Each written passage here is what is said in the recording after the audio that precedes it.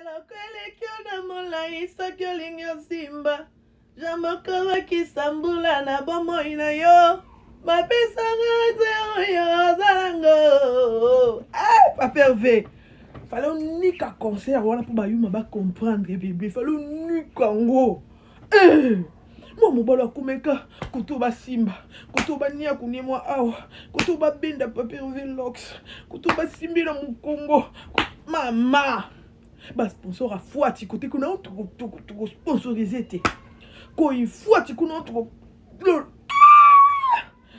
moi na mukongo la mukaka babi na beta concert wana saba sponfionto moi na mukongo bana unika concert saba sponfionto to la muka le 24 anika concert Papa Hervé, I love you.